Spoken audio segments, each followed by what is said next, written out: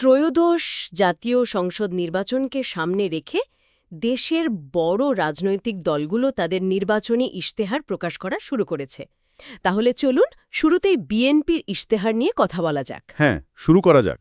সবার আগে বাংলাদেশ এই স্লোগান নিয়ে ওরা যে ইশতেহারটা দিয়েছে সেটিকে তারা নিজেরাই বলছে একটি নতুন সামাজিক ও রাষ্ট্রীয় চুক্তি। নতুন চুক্তি বা নিউ কন্ট্রাক্ট এই ধারণাটা বেশ আকর্ষণীয়।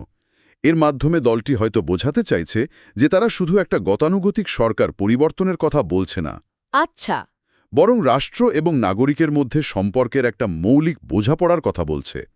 কিন্তু আসল প্রশ্ন হল, এই চুক্তির শর্তগুলো আসলে কি, আর সেগুলো কতটা বাস্তবসম্মত? ঠিক।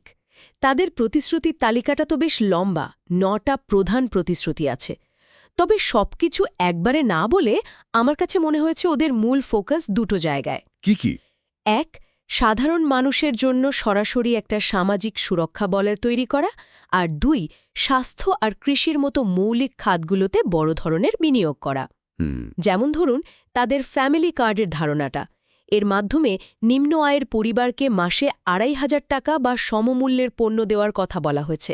হ্যাঁ, এই ফ্যামিলি কার্ডের ধারণাটিকে এক ধরনের সীমিত আকারে ইউনিভার্সাল বেসিক ইনকাম বা ইউবিআইয়ের একটা পাইলট প্রজেক্ট হিসেবে দেখা যেতে পারে। রাইট। অর্থনৈতিকভাবে বিপর্যস্ত মানুষের জন্য এটা নিঃসন্দেহে একটা বড় সহায়তার প্রতিশ্রুতি।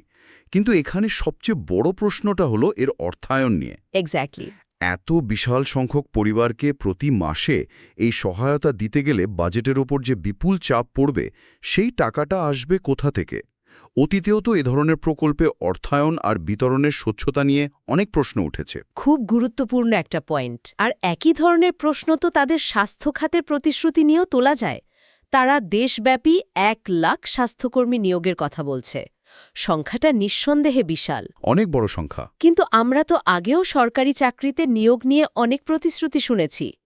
এটা বাস্তবায়নের পথে মূল চ্যালেঞ্জগুলো কি হতে পারে? দেখুন, 1 লাখ স্বাস্থ্যকর্মী নিয়োগের ঘোষণাটা উচ্চাভিলাষী এবং সত্যি বলতে প্রয়োজনীয়ও বটে।